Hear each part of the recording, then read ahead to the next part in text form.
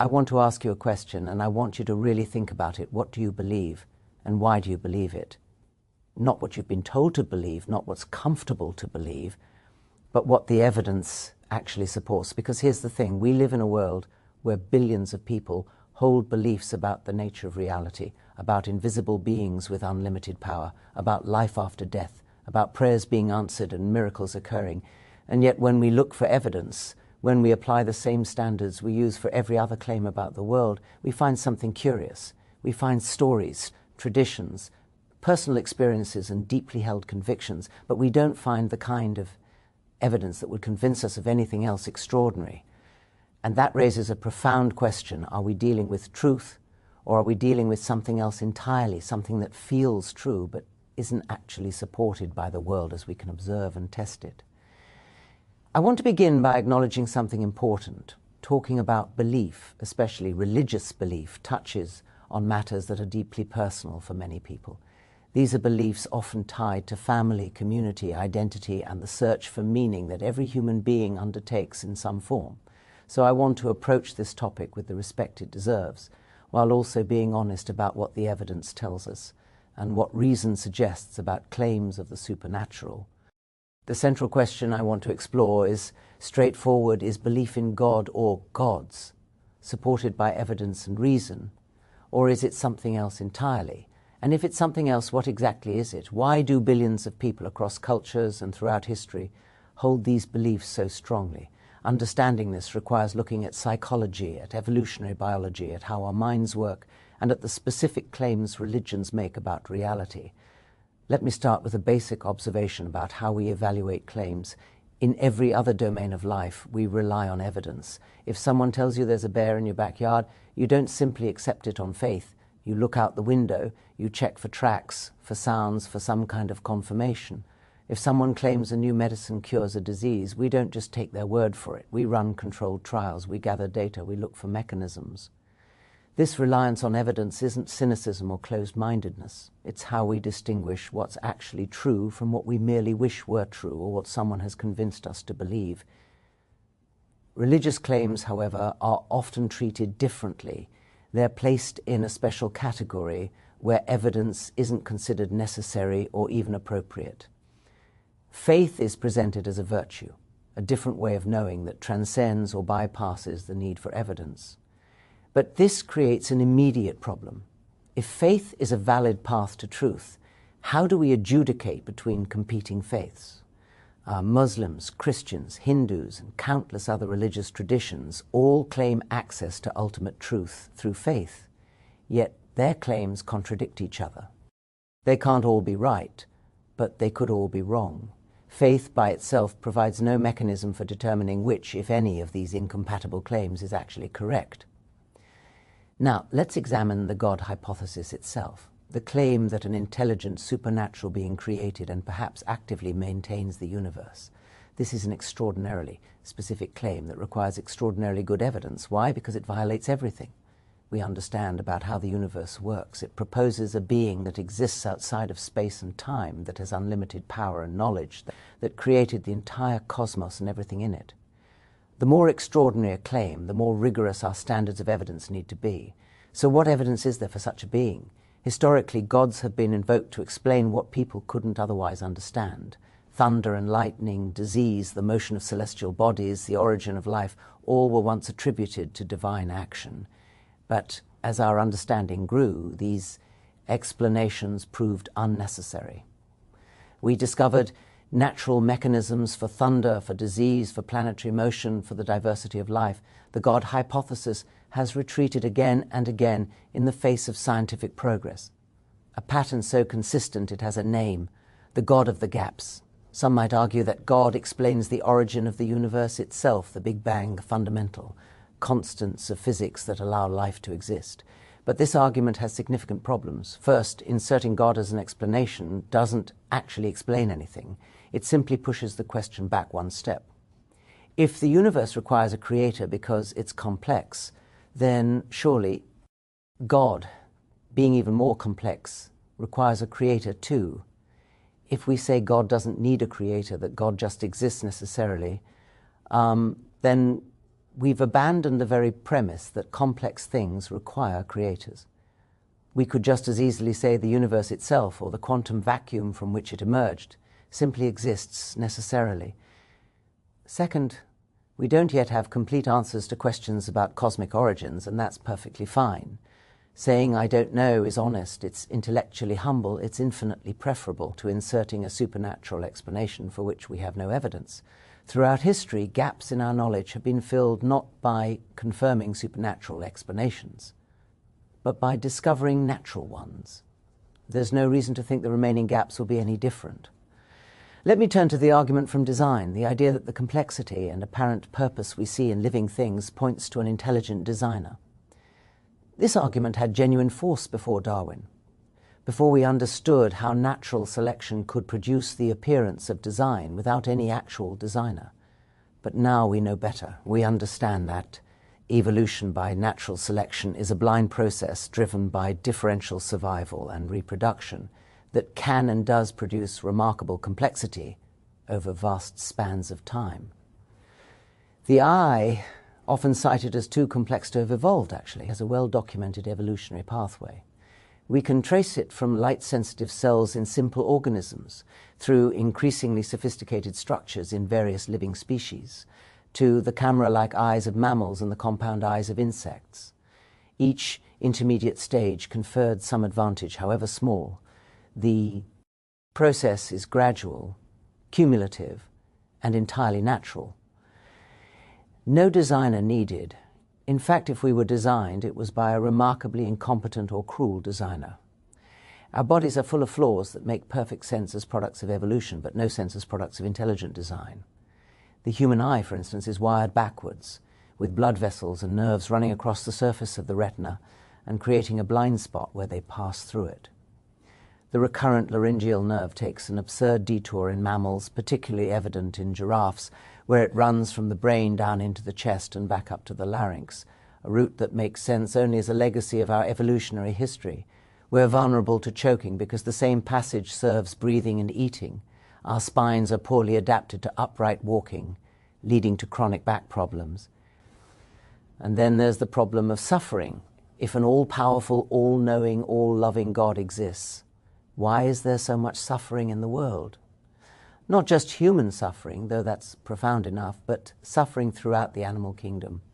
Predators tearing prey apart, parasites consuming hosts from within, natural disasters killing indiscriminately, genetic diseases causing agony from birth. The usual responses that suffering builds character or results from free will simply don't address the scope of the problem.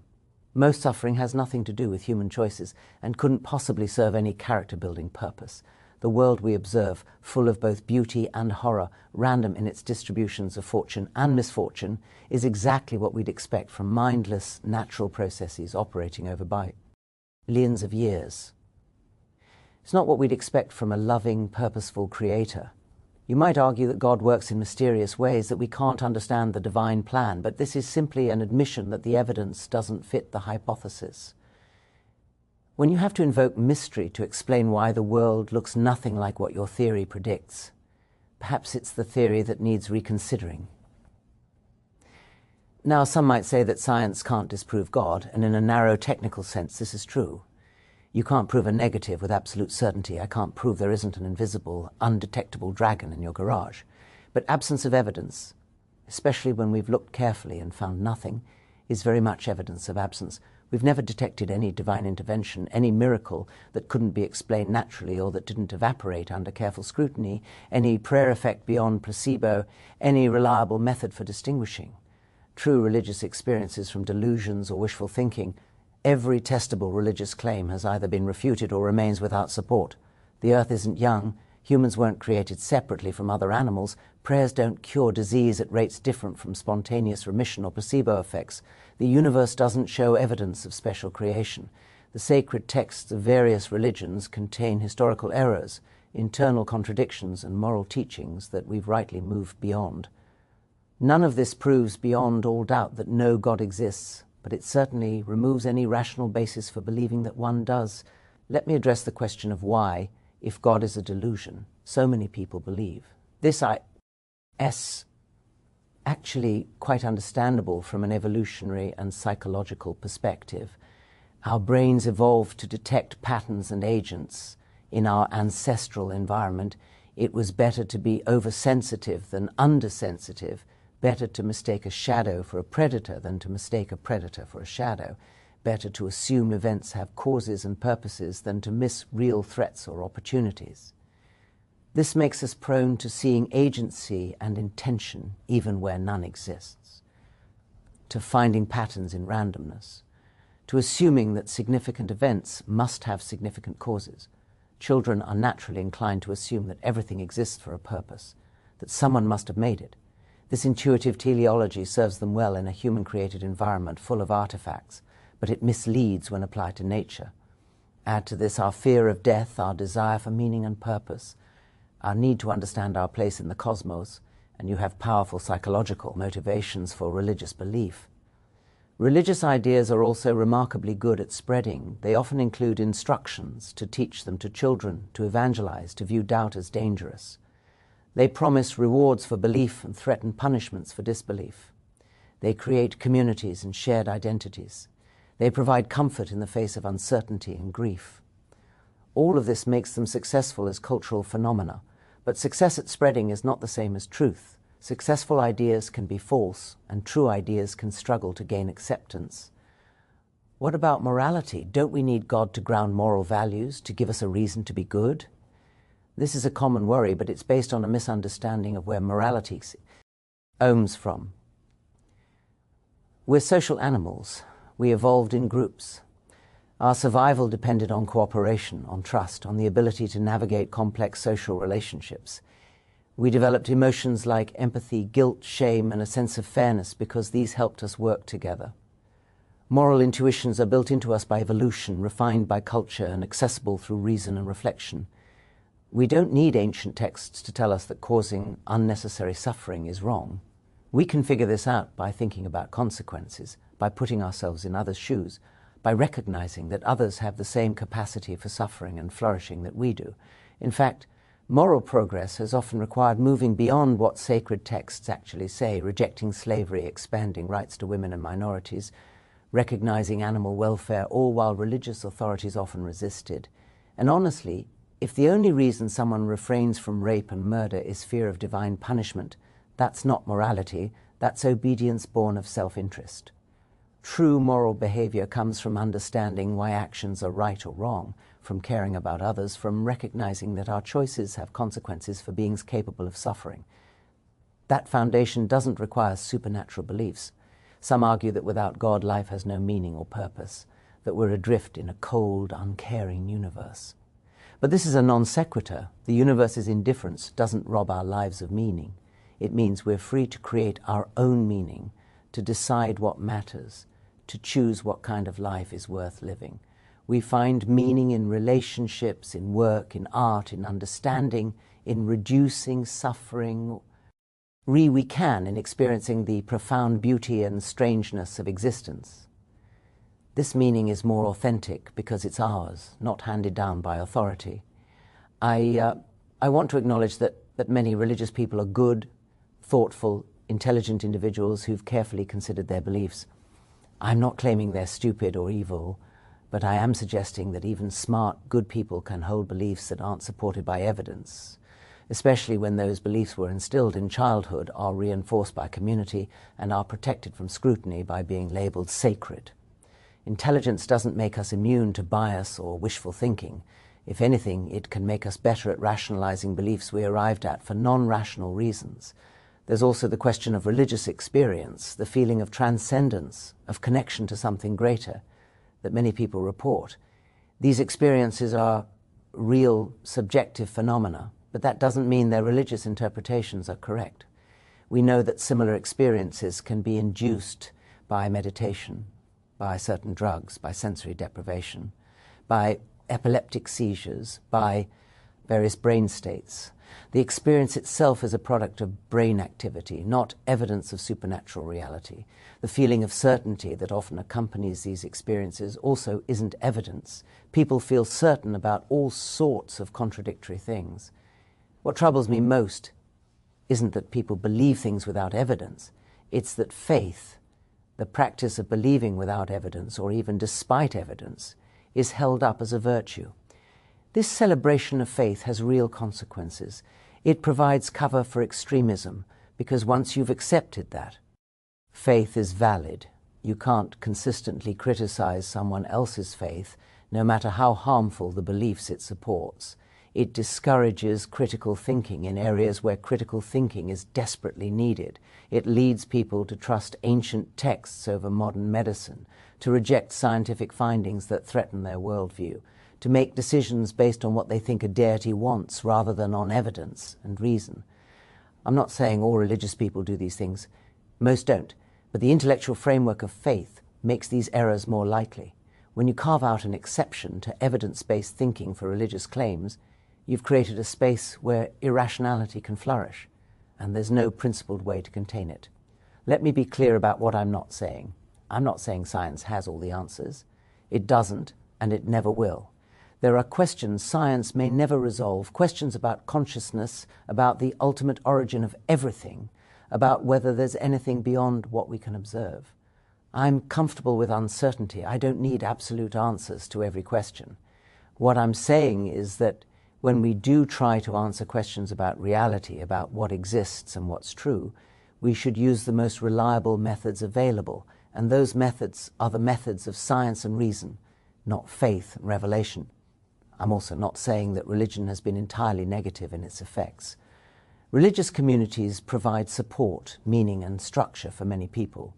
Religious traditions have preserved art, music, philosophy, and moral teachings. Religious motivations have driven people to acts of compassion and self-sacrifice. But we can acknowledge these benefits while still questioning whether the supernatural beliefs at the core of these traditions are actually true. We can preserve the good, the community, the ritual, the moral teachings, the art, without the false beliefs about the nature of reality. There are growing communities of secular people who gather for exactly this purpose, who create meaning and connection without supernatural beliefs, who celebrate life's milestones and support each other through difficulties without invoking gods. This shows that the benefits often attributed to religion don't actually require religious belief. They require community, shared values, ritual, and purpose, all of which are available to secular people. As I reflect on all of this, I come back to the title of this exploration, the God Delusion. A delusion is a belief held with strong conviction, despite superior evidence to the contrary. By this definition, belief in God does seem to qualify. There's no good evidence for any God's existence, and there are good natural explanations for why people believe anyway. The universe we observe is exactly the universe we'd expect without any divine involvement. The arguments offered for God's existence don't withstand scrutiny. The specific claims of various religions, when testable, have been tested and found wanting. But I want to end not with certainty, but with an invitation to think carefully, to question deeply, to follow evidence honestly, wherever it leads. If I'm wrong, if there is a God, then surely that God would value honest inquiry over blind faith. If I'm right, if we're the products of natural processes in a universe that cares nothing for us, then we're free to make our own meaning, to reduce suffering where we can, to seek truth for its own sake, and to marvel at the improbable fact that the universe has become aware of itself through us. The choice between faith and reason isn't just about what we believe about God. It's about how we approach all claims, how we decide what's true, how we navigate a complex world full of competing assertions. Do we accept things on authority and tradition, or do we demand evidence? Do we follow where reason leads, even when it's uncomfortable? Do we update our beliefs when new evidence comes in, or do we cling to what we were taught regardless? These are questions each person must answer for themselves. All I can do is point out that in every other domain, evidence and reason have proven far more reliable than faith and revelation. They've given us medicine, technology, understanding of the cosmos, knowledge of our own origins. Faith has given us comfort, community, and countless competing claims about unseen realities with no reliable method for determining which, if any, are true. That asymmetry should give us pause. It should make us wonder whether the special pleading for faith in the religious domain is really justified, or whether we're simply reluctant to apply the same standards of evidence we use everywhere else to beliefs we find comforting or culturally entrenched. I don't claim to have proven anything with absolute certainty, but I've tried to show that belief in God is not the default rational position, that there are good reasons for skepticism, and that the world makes perfect sense without supernatural intervention. Whether that constitutes a delusion is something each person will have to consider for themselves, honestly and carefully, with minds open to evidence and hearts humble enough to admit when cherished beliefs might be wrong.